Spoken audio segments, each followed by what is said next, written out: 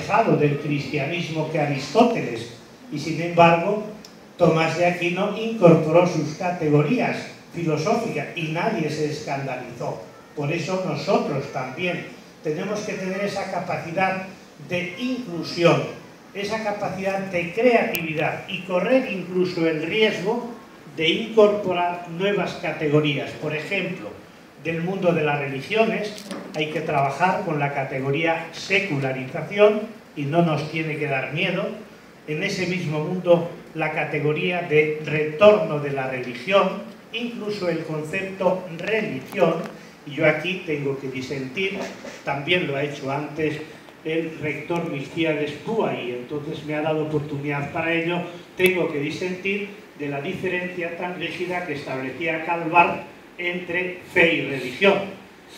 La religión como creación humana, la fe como experiencia religiosa auténtica. Creo que no. Creo que el concepto religión debe ser incorporado, si bien críticamente. Concepto la categoría religión del mercado, religión del imperio, nuevos movimientos religiosos, religión de la diosa, tan importante en determinadas tradiciones religiosas, fundamentalismos en plural, diálogo interreligioso, interespiritualidad, laicidad, que le tenemos mucho miedo al laicismo y laicidad, el monoteísmo, politeísmo, símbolo, etcétera, etcétera. Pero como os decía estos días y como alguien también propuso desde el comienzo, hay que entrar en diálogo con las ciencias de la vida y ahí tenemos que incorporar a nuestras categorías, a nuestro horizonte categorial y conceptual, pues disciplinas como la bioética, la biogenética, la biología, la biotecnología y, en general, dentro de las ciencias hay que incorporar otros elementos que desmontan muchas certezas y muchos dogmatismos de la teología, ¿no? ¿Cómo la teología puede hablar de certezas absolutas, de verdades absolutas, cuando la ciencia habla de incertidumbre, de complejidad, de cambio de paradigma? No podemos movernos dentro de unas concepciones de certezas cerradas creyendo que la teología hace afirmaciones definitivas válidas para todo tiempo y lugar, cuando la propia ciencia, que trabaja con el método empírico, con el método inductivo, se refiere precisamente a estos elementos. En el ámbito de la política y de la economía, la teología también tiene que incorporar nuevas categorías, las mismas categorías de política y economía que tanto asustan y que tanto miedo provocan entre los teólogos, entre los predicadores, entre las personas del mundo eclesiástico, deben ser incorporadas. La palabra política y la palabra economía son fundamentales, pero porque también lo fueron y lo siguen siendo en los textos fundantes de nuestra religión.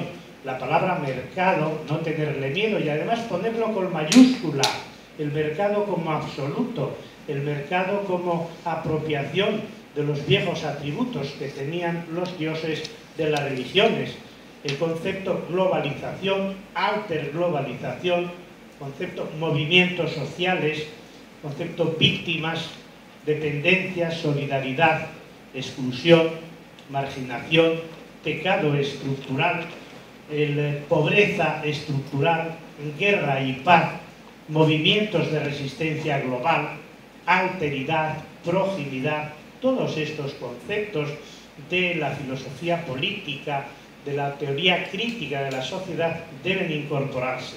Y cómo no, en la dirección que ha seguido la reverenda Adelaida del ámbito del género, incorporar categorías como dioses, diosas, patriarcado, género, autonomía, redes, violencia de género, división sexual del trabajo, feminicidio, discriminación de género, feminismo, ecofeminismo, y en el campo de la Iglesia esa expresión que a mí tanto me gusta de Elizabeth Shuswap Fiorenza, una teóloga y una biblista alemana que ya tiene muchos años en los Estados Unidos, se casó con Francis Fiorenza y tienen un trabajo extraordinario, la expresión eclesía de las mujeres, que no es nada excluyente, sino todo lo contrario.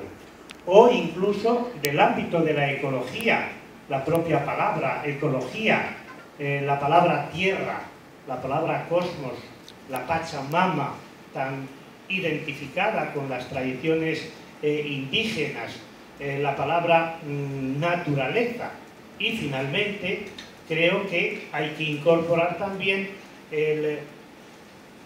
un lenguaje y unas categorías del mundo de la cultura, el concepto cultura, que creo que es importantísimo, el concepto interculturalidad, pluralismo cultural, diversidad, multiverso, diálogo de civilizaciones, indígenas, afrodescendientes, etnia, no raza. Esta categoría no hay que incorporarla. ¿Por qué? Porque todos los seres humanos pertenecemos a la misma raza. El uso de la palabra raza, hablando de muchas razas, en el fondo es racista. Por tanto, así como hay que incluir nuevas categorías, hay que excluir otras categorías. Y, finalmente, por ser fiel, bueno, y por supuesto, los nuevos lenguajes, y aquí recojo todo lo que han dicho mi compañera y mis compañeros, ¿no? Los nuevos lenguajes del teatro, del mimo, de las artes plásticas, de la narrativa, de la poesía, del silencio. Hay que incluir también el silencio como una nueva forma de lenguaje, ¿no? Cuando cortaron las manos, me parece que fue a Víctor Jara, por motivo de la represión de Pinochet, dijo: no me preocupa, sé cantar en el silencio. Los teólogos tenemos que aprender también a cantar, a pensar y a reflexionar en el silencio.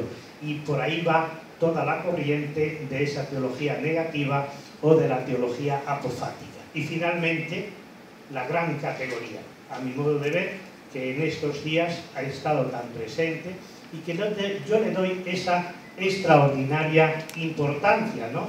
La categoría de utopía, que ha rehabilitado también de manera certera en su exposición el rector Milcíades Púa, con un análisis muy completo y muy acertado, ¿no?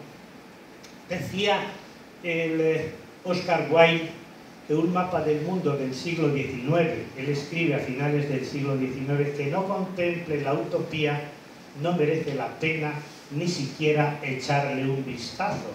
Queridas teólogas, teólogos, estudiantes, profesores, profesoras, una teología o un mapa teológico que no contemple la palabra utopía no merece ser estudiada, y les disuadiría de que trabajaran o estudiaran esta carrera o este grado si no se contemplara esta palabra utopía. Por eso, y termino, les invito, como intervención final mía en este curso, en este seminario, les invito a seguir cultivando la utopía, a seguir escribiendo nuevos relatos teológicos utópicos y a seguir pensando la realidad más allá de los límites de lo posible.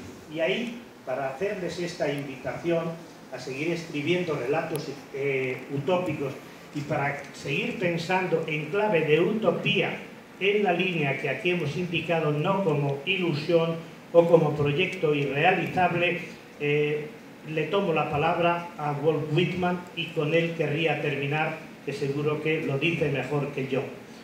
Antes del alba subí a las colinas, miré los cielos apretados de luminarias y le dije a mi espíritu: cuando conozcamos todos estos mundos y el placer y la sabiduría de todas las cosas que contienen, ¿estaremos ya tranquilos y satisfechos? ¿Habremos llegado al final? Y mi espíritu dijo: no, ganaremos esas alturas para seguir adelante. Gracias, queridas amigas y amigos.